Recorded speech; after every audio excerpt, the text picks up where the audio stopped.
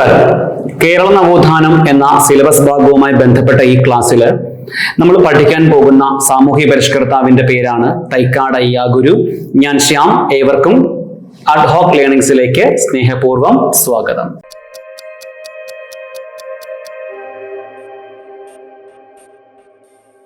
ശ്രദ്ധിക്കുക, തൈക്കാട് അയ്യാഗുരു. തൈക്കാട് അയ്യാഗുരു ജനിച്ച വർഷം 1814.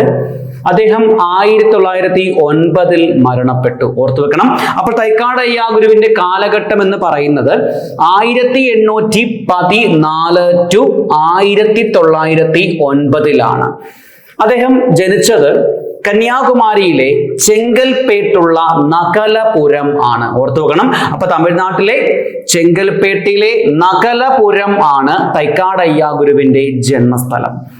അദ്ദേഹത്തിന്റെ സമാധി സ്ഥലമാണ് തൈക്കാട് ശിവൻ കോവിൽ. ക്ലിയർ ആവുന്നുണ്ടോ? തൈക്കാട് അയ്യാഗുരുവിന്റെ ജന്മസ്ഥലമാണ് ചെങ്കൽപ്പേട്ട് നകലപുരം, തമിഴ്നാട്. അദ്ദേഹത്തിന്റെ സമാധി സ്ഥലമാണ് തൈക്കാട് ശിവൻ കോവിൽ. എവിടെയാ സമാധി? തൈക്കാട് ശിവൻ കോവിൽ. ഇനി ശ്രദ്ധിക്കണം, തൈക്കാട് അയ്യാഗുരുവിന്റെ സമാധി സ്ഥലമായ തൈക്കാട് ശിവൻ കോവിലിൽ ശിവപ്രതിഷ്ഠ നടത്തിയ തിരുവിതാംകൂർ ഭരണാധികാരി ആരാണ്? ക്വസ്റ്റ്യൻ മനസ്സിലായോ?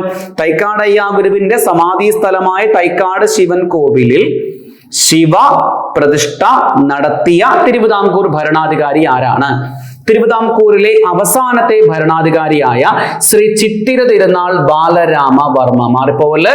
തൈക്കാട് അയ്യാഗുരുവിന്റെ സമാധി സ്ഥലമായ തൈക്കാട് ശിവൻ കോവിലിൽ ശിവ പ്രതിഷ്ഠ നടത്തിയ തിരുവിതാംകൂർ ഭരണാധികാരി ആരാണ്? ശ്രീ ചിത്തിര തിരുനാൾ ബാലരാമവർമ്മയാണ്. ശ്രദ്ധിക്കണം, തൈക്കാട് അയ്യാഗുരുവിന്റെ പിതാവിന്റെ പേര് മുത്തുകുമാരൻ എന്നും മാതാവിന്റെ പേര് രുക്മിണി അമ്മ എന്നുമാണ്. അപ്പോൾ മുത്തുകുമാരന്റെയും രുക്മിണി അമ്മയുടെയും മകനായിട്ട് വെള്ളാള സമുദായത്തിൽ തൈക്കാട് അയ്യാഗുരു ജനിക്കുന്നു. ഒന്നുകൂടെ ഞാൻ പറയാം. മുത്തുകുമാരന്റെയും രുക്മിണി അമ്മയുടെയും മകനായിട്ട് വെള്ളാള സമുദായത്തിലാണ് തൈക്കാട് അയ്യാഗുരു ജനിച്ചത്. അപ്പൊ അദ്ദേഹം സവർണ ഹിന്ദുവാണ്. ആരല്ല? പിന്നോക്ക ജാതിയിൽപ്പെട്ട വ്യക്തി അല്ല. ആര്? തൈക്കാട് അയ്യാഗുരു. ഉയർന്ന ജാതിയിൽപ്പെട്ട ഹിന്ദുവാണ്. ആര്? തൈക്കാട് അയ്യാഗുരു.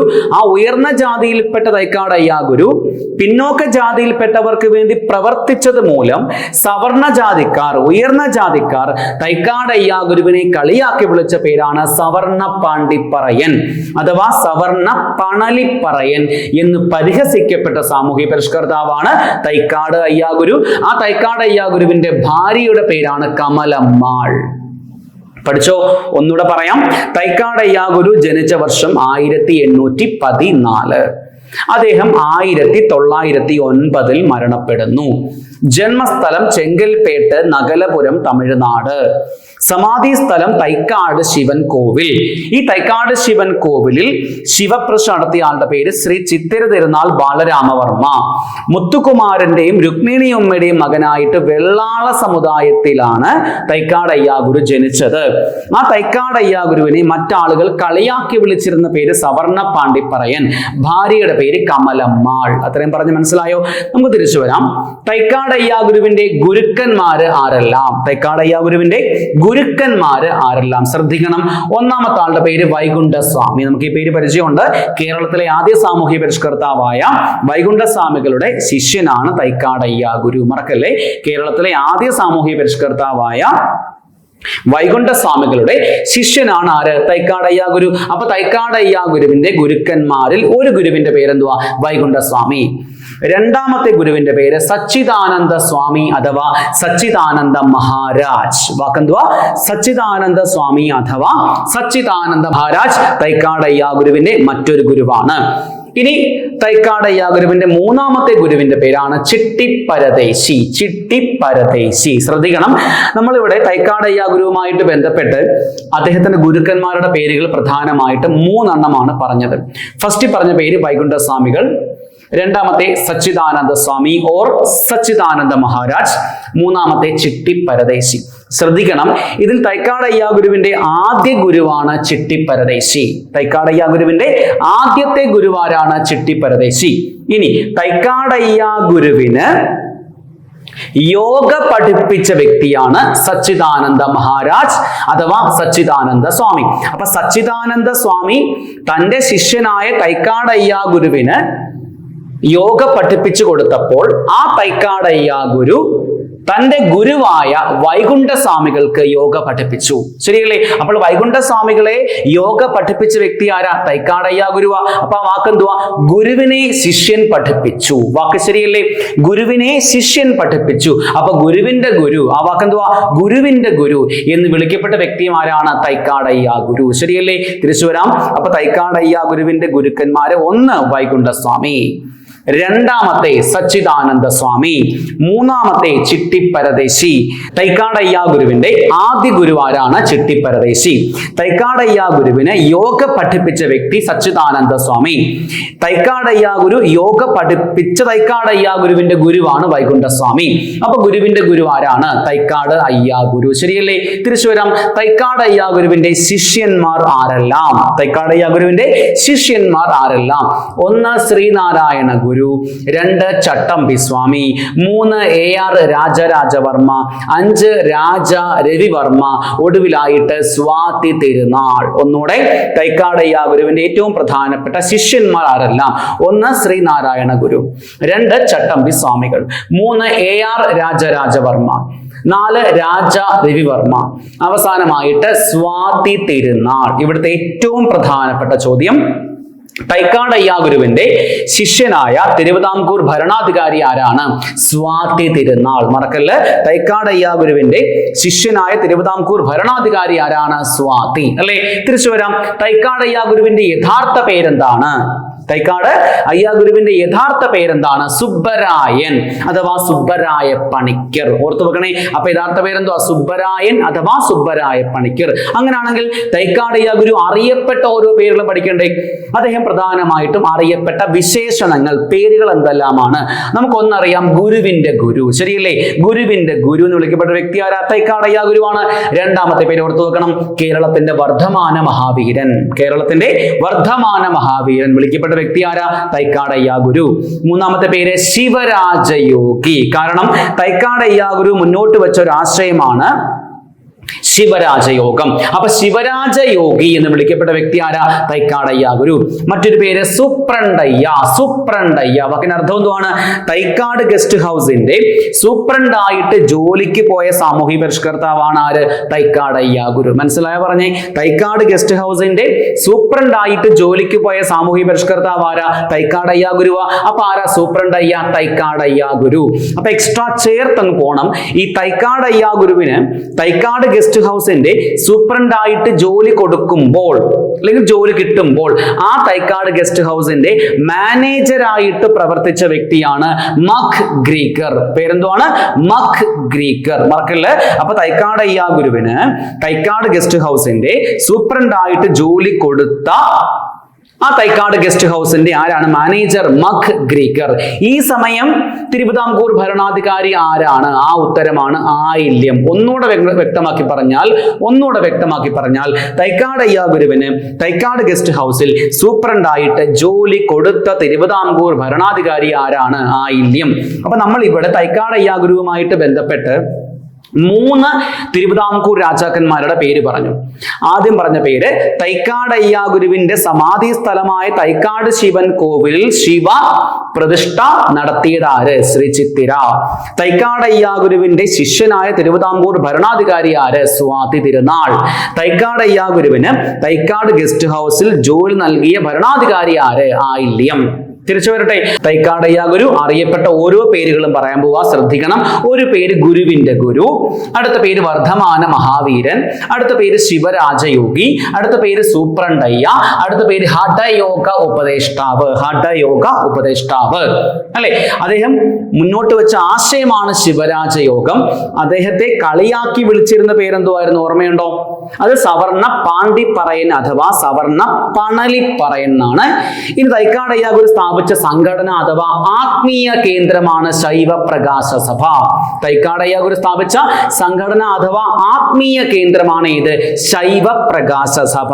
നിങ്ങൾ ശൈവ പ്രകാശ സഭയുമായിട്ട് ബന്ധപ്പെട്ട് ഇങ്ങനെ വേണം പഠിച്ചു വെക്കാൻ.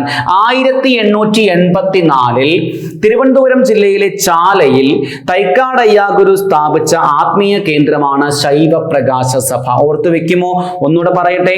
1884 തിരുവനന്തപുരം ജില്ലയിലെ ചാല ആസ്ഥാനമാക്കി തൈക്കാട് അയ്യാഗുരു സ്ഥാപിച്ച ആത്മീയ കേന്ദ്രമാണ് ശൈവ പ്രകാശ സഭ.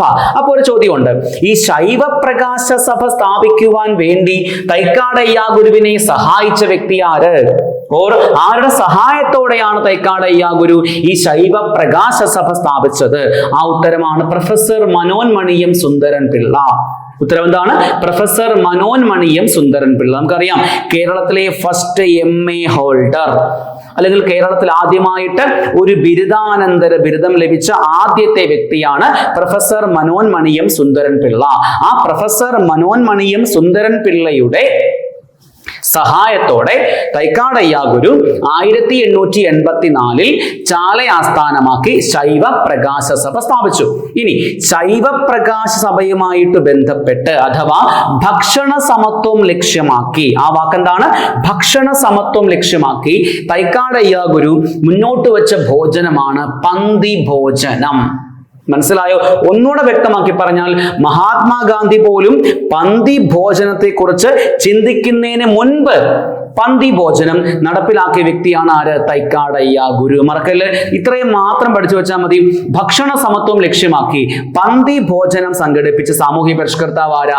തൈക്കാട് അയ്യാഗുരു അല്ലേ? നമുക്കറിയാം പന്തി ഭോജനം തൈക്കാട് അയ്യാഗുരു, സമപന്തി ഭോജനം വൈകുണ്ഠസ്വാമികൾ, മിശ്ര ഭോജനം സഹോദരൻ അയ്യപ്പൻ, പ്രീതി ഭോജനം വാഗ്ഭടാനന്ദൻ, പുലേ ജാതിക്കാർക്കായുള്ള മിശ്രഭോജനം ശ്രീനാരായണ ഗുരു, പട്ടിസദ്യ ചട്ടമ്പി സ്വാമികൾ. ഇവയൊക്കെ എന്തിനു വേണ്ടിയാ? ഭക്ഷണ സമത്വം ലഭിക്കുവാൻ വേണ്ടിയല്ലേ? ആ ഭക്ഷണ സമത്വം ലഭിക്കുവാൻ വേണ്ടി തൈക്കാട് അയ്യാഗുരു മുന്നോട്ട് വെച്ച ഭോജനം അറിയപ്പെടുന്ന പേര് പന്തി ഭോജനം. ഇനി തൈക്കാട് അയ്യാഗുരു പ്രധാനമായിട്ട് പ്രഭാഷണം നടത്തിയിരുന്നത് എവിടെ വെച്ചാണ്? അത് ചെന്നൈയിലെ അഷ്ടപ്രധാൻ സഭ. പരീക്ഷകൾക്ക് വന്ന ഒരു ചോദ്യമാണ്. ചെന്നൈയിലെ അഷ്ടപ്രധാൻ സഭയിൽ പ്രഭാഷണം നടത്തിയ സാമൂഹ്യ പരിഷ്കർത്താവ് ആരാണ്? ആ ഉത്തരം എന്താണ്? തൈക്കാട് അയ്യാഗുരു. മറന്നുപോവല്ലേ? ചെന്നൈയിലെ അഷ്ടപ്രധാൻ സഭയില് പ്രഭാഷണം നടത്തിയ സാമൂഹ്യ പരിഷ്കർത്താവായിരുന്നു തൈക്കാട് അയ്യാഗുരു. വിട്ടുപോവല്ല, മാറിപ്പോവല്ല, മറന്നു പോവരുത്. തിരിച്ച് നമുക്ക് വരാം. ഇനി തൈക്കാട് അയ്യാഗുരുവുമായിട്ട് ബന്ധപ്പെട്ട് അദ്ദേഹത്തിന്റെ ഓർമ്മയ്ക്കായിട്ട് അയ്യാസ്വാമി ക്ഷേത്രം പണി കഴിക്കപ്പെട്ടു. അയ്യാസ്വാമി ക്ഷേത്രം. അപ്പോൾ ഒരു ചോദ്യമുണ്ട്, എവിടെയാണ് അയ്യാസ്വാമി ക്ഷേത്രം? അല്ലെ, എവിടെയാണ് അയ്യാസ്വാമി ക്ഷേത്രം? അത് തിരുവനന്തപുരത്താണ്. മറന്നുപോവില്ല. 1943 അയ്യാസ്വാമി ക്ഷേത്രം പണി കഴിക്കപ്പെട്ടത്. മറക്കല്ലേ? അപ്പൊ അയ്യാസ്വാമി ക്ഷേത്രം പണി കഴിപ്പിച്ച വർഷം 1943. എവിടെയാണത്? തിരുവനന്തപുരത്ത്. അപ്പൊ എന്നാണ് തൈക്കാട് അയ്യാ മിഷൻ സ്ഥാപിതമായത്? തൈക്കാട് അയ്യാ മിഷൻ സ്ഥാപിതമായത് നമുക്കറിയാം 1943 അയ്യാസ്വാമി ക്ഷേത്രമെങ്കിൽ ആ ലാസ്റ്റ് അക്ഷരം 43 അല്ലേ? നമുക്ക് ആ 3നെ 8 ആക്കാം. എത്താക്കി 3നെ 8 ആക്കിയില്ലേ? നീ തിരിച്ചു പറഞ്ഞേ 84. തിരിച്ചു പറഞ്ഞ പോരായോ? 84. അപ്പോൾ 1984 തൈക്കാട് അയ്യാ മിഷൻ, 943 അയ്യാസ്വാമി ക്ഷേത്രം. പഠിച്ചോ? തിരിച്ചു വരാം. തൈക്കാട് അയ്യാഗുരുവുമായിട്ട് ബന്ധപ്പെട്ട് അദ്ദേഹം പ്രധാനമായിട്ട് 3 വാചകമാണ് പറഞ്ഞേക്കുന്നത്. അപ്പൊ തൈക്കാട് അയ്യാഗുരുവിന്റെ ഉദ്ധരണികൾ ഏതെല്ലാം? ആ വാക്കെന്താണ്? തൈക്കാട് അയ്യാഗുരുവിന്റെ അഭിപ്രായങ്ങൾ, വാചകങ്ങൾ അഥവാ ഉദ്ധരണികൾ ഏതെല്ലാം? ഒന്നാമത്തെ വാചകം, ഏതൊരു യോഗിക്കും വിഗ്രഹ പ്രതിഷ്ഠ നടത്താം. മറക്കുമോ? ഏതൊരു യോഗിക്കും വിഗ്രഹ പ്രതിഷ്ഠ നടത്താം. പഠിച്ചോ? രണ്ടാമത്തെ വാചകം, ഇന്ത ഉലകത്തിൽ ഒരേ ഒരു ജാതി, ഒരേ ഒരു മതം, ഒരേ ഒരു കടവുൾ. മറക്കല്ലേ? ഇന്ത ഉലകത്തിൽ ഒരേ ഒരു ജാതി, ഒരേ ഒരു മതം, ഒരേ ഒരു കടവുൾ. പഠിച്ചോ? മൂന്നാമത്തെ വാചകം, ജാതി വ്യവസ്ഥയാണ് സാമൂഹിക ജീർണതയുടെ ഏറ്റവും പ്രധാനപ്പെട്ട കാരണം. ആ വാക്ക് മറന്നുപോലെ. ജാതി വ്യവസ്ഥയാണ് സാമൂഹിക ജീർണതയുടെ ഏറ്റവും പ്രധാനപ്പെട്ട കാരണം എന്ന് പറഞ്ഞ വ്യക്തി ആരാണ്? തൈക്കാട് അയ്യാഗുരു. മറന്നുപോവല്ലേ? ഒന്നുകൂടെ ഞാൻ പറയാം. തൈക്കാട് അയ്യാഗുരുവുമായിട്ട് ബന്ധപ്പെട്ട 3 വാചകം. ഒന്നാമത്തെ വാചകം, ഏതൊരു യോഗിക്കും വിഗ്രഹ പ്രതിഷ്ഠ നടത്താം. നെക്സ്റ്റ് വാചകം, இந்த உலகத்தில் ஒரே ஒரு ஜாதி தான், ஒரே ஒரு மதம் தான், ஒரே ഒരു കടവുൾ താൻ. മൂന്നാമത്തെ വാചകം, ജാതി വ്യവസ്ഥയാണ് സാമൂഹിക ജീർണതയുടെ ഏറ്റവും പ്രധാനപ്പെട്ട കാരണം. പഠിച്ചില്ലേ? ഇനി തൈക്കാട് അയ്യാഗുരുവിന്റെ ഏറ്റവും പ്രധാനപ്പെട്ട കൃതികൾ ശ്രദ്ധിക്കണം. തൈക്കാട് അയ്യാഗുരുവിന്റെ ഏറ്റവും പ്രധാനപ്പെട്ട കൃതികൾ. ഒന്നാമത്തെ കൃതിയുടെ പേര് രാമായണം പാട്ട്. പേരെന്തുവാ? രാമായണം പാട്ട്. രാമായണം പാട്ട്. രണ്ടാമത്തെ രാമായണം സുന്ദരകാന്ഡം. രാമായണം സുന്ദരകാന്ഡം. പഠിച്ചോ? 1 രാമായണം പാട്ട്, 2 രാമായണം സുന്ദരകാന്ഡം, 3 രാമായണം ബാലകാന്ഡം. രാമായണം ബാലകാന്ഡം. പഠിച്ചോ? 4ാമത്തെ ബ്രഹ്മോദ്ധാരഖണ്ഡം. ബ്രഹ്മോദ്ധാരഖണ്ഡം. 5ാമത്തെ ഹനുമാൻ പാമലൈ. ഹനുമാൻ പാമലൈ. ഒന്നുകൂടെ, രാമായണം പാട്ട്, രാമായണം സുന്ദരകാന്ഡം, രാമായണം ബാലകാന്ഡം, രാമായണം ബ്രഹ്മോദ്ധാരഖണ്ഡം, ഹനുമാൻ പാമലൈ. ഹനുമാൻ പാമലൈ. പഠിച്ചോ? ഇനി പഴനിയാണ്ടവം. വാക്കെന്തുവാണ്? പഴനിയാണ്ടവം. കൂടെ പഠിച്ചു പോകണം. പഴനി വൈഭവം. പഴനി വൈഭവം. അപ്പോൾ പഴനിയാണ്ടവം. അവിടെ ഒരു വാക്കില്ലേ പഴനി? അവിടെ പ്രധാനമായും പ്രതിഷ്ഠ ആരുടെ? മുരുകന്റെ അല്ലേ? അപ്പൊ ആ വാക്കെന്തുവാ? തിരുവാറൂർ മുരുകൻ. തിരുവാറൂർ മുരുകൻ. അപ്പൊ ഒന്നുകൂടെ, പഴനിയാണ്ടവം, തിരുവാറൂർ മുരുകൻ, ഉള്ളൂരമർന്ത ഗുഹൻ. ഉള്ളൂരമർന്ത ഗുഹൻ. വാക്കെന്തുവാ? ഉള്ളൂരമർന്ത ഗുഹൻ. ഇനി കുമാരകോവിൽ കുറവൻ. കുമാരകോവിൽ കുറവൻ. കുമാരകോവിൽ കുറവൻ. ഇനി മഹാകാളി പഞ്ചരത്നം. മഹാകാളി പഞ്ചരത്നം. കൂടെ പഠിക്കുക. ഉജ്ജയിൻ മഹാകാളി പഞ്ചരത്നം. ഉജ്ജയിൻ മഹാകാളി പഞ്ചരത്നം. പഠിച്ചോ? ഒടുവിലായിട്ട് എന്റെ കാശി യാത്ര. എന്റെ കാശി യാത്ര. തൈക്കാട് അയ്യാഗുരുവിന്റെ യാത്രാ വിവരണത്തിന്റെ പേര് എന്റെ കാശി യാത്ര. നമുക്ക് തൈക്കാട് അയ്യാഗുരുവിന്റെ ഏറ്റവും പ്രധാനപ്പെട്ട കൃതികൾ ഒന്നുകൂടെ പറഞ്ഞു വരാം. ശ്രദ്ധിക്കണം. രാമായണം പാട്ട്, രാമായണം സുന്ദരകാന്ഡം, ബ്രഹ്മോദ്ധാര ഖണ്ഡം, ഹനുമാൻ പാമലൈ. നാലെണ്ണം പഠിച്ചോ? രാമായണം പാട്ട്, രാമായണം സുന്ദരകാന്ഡം, ബ്രഹ്മോദ്ധാര ഖണ്ഡം, ഹനുമാൻ പാമലൈ. ഇനി പഴനിയാണ്ടവം. പഴനിയാണ്ടവം, പഴനി വൈഭവം, തിരുവാറൂർ മുരുകൻ, ഉള്ളൂരമർന്ത ഗുഹൻ, കുമാരകോവിൽ കുറവൻ, മഹാകാളി പഞ്ചരത്നം, ഉജ്ജയിൻ മഹാകാളി പഞ്ചരത്നം, എന്റെ കാശിയാത്ര. നമുക്കറിയാം രാമായണം ബാലകാന്ഡവും ആരുടെ കൃതിയാണ്? തൈക്കാട് അയ്യാഗുരുവിന്റെ ഏറ്റവും പ്രധാനപ്പെട്ട കൃതിയാണ്. അതിൽ ഏറ്റവും പ്രധാനമായി ഓർത്തു വെക്കേണ്ടത് തൈക്കാട് അയ്യാഗുരുവിന്റെ ട്രാവലോഗ് അഥവാ യാത്രാ വിവരണത്തിന്റെ പേരാണ് എന്റെ കാശിയാത്ര. പഠിച്ചോ?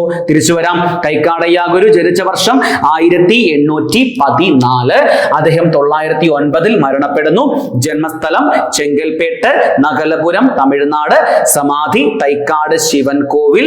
അവിടെ ശിവക്ഷേത്രം പണികഴിപ്പിച്ചത് ശ്രീ ചിത്തിര തിരുനാൾ. യഥാർത്ഥ പേര് സുബ്ബരായൻ. സമുദായ പേര് വെള്ളാള സമുദായം. അറിയപ്പെട്ട പേരുകൾ ഗുരുവിന്റെ ഗുരു, കേരളത്തിന്റെ വർദ്ധമാന മഹാവീരൻ, ശിവരാജയോഗി, സൂപ്രണ്ടയ്യ, ഹഠയോഗ ഉപദേഷ്ടാവ്. കളിയാക്കി വിളിച്ച പേര് സവർണ പാണ്ഡിപ്പറയൻ. ഗുരുവിന്റെ പേര് വൈകുണ്ഠസ്വാമി സച്ചിദാനന്ദ മഹാരാജ് ചിട്ടിപ്പരദേശി. ആദ്യ ഗുരുവാണെങ്കിൽ ചിട്ടിപ്പരദേശി. യോഗ പഠിപ്പിച്ച ഗുരുവാണെങ്കിൽ സച്ചിദാനന്ദ മഹാരാജ്.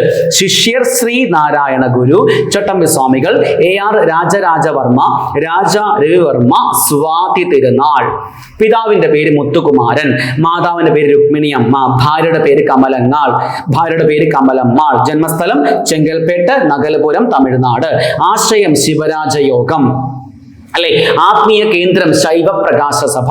അത് രൂപീകരിക്കപ്പെട്ട വർഷം 1884. ആസ്ഥാനം ചാല. സഹായിച്ചാളുടെ പേര് പ്രൊഫസർ മനോന്മണിയം സുന്ദരൻ പിള്ള. കേരളത്തിലെ ഫസ്റ്റ് ബിരുദാനന്തര ബിരുദം ലഭിച്ച വ്യക്തി ആരാണ്? പ്രൊഫസർ മനോന്മണിയം സുന്ദരൻ പിള്ളയാണ്. മാറിപ്പോവല്ലേ? ഈ പ്രൊഫസർ മനോന്മണിയം സുന്ദരൻ പിള്ളയുടെ മകനാണ് PS നടരാജ പിള്ള. മറന്നുപോവല്ലേ? ഈ പ്രൊഫസർ മനോന്മണിയം സുന്ദരൻ പിള്ളയുടെ മകനാണ് PS നടരാജപിള്ള. ട്രാവൻകൂർ സ്റ്റേറ്റ് കോൺഗ്രസിന്റെ ഫസ്റ്റ് സെക്രട്ടറിയാണ് PS നടരാജപിള്ള. തിരിച്ചു വരാമേ. തൈക്കാട് അയ്യാഗുരുവിന് തൈക്കാട് ഗസ്റ്റ് ഹൗസിൽ സൂപ്രണ്ടായിട്ട് ജോലി കൊടുത്ത മാനേജർ മഗ് ഗ്രീക്കർ. രാജാവിന്റെ പേര് ആയില്യം. ഇനി പന്തി ഭോജനം സംഘടിപ്പിച്ചു.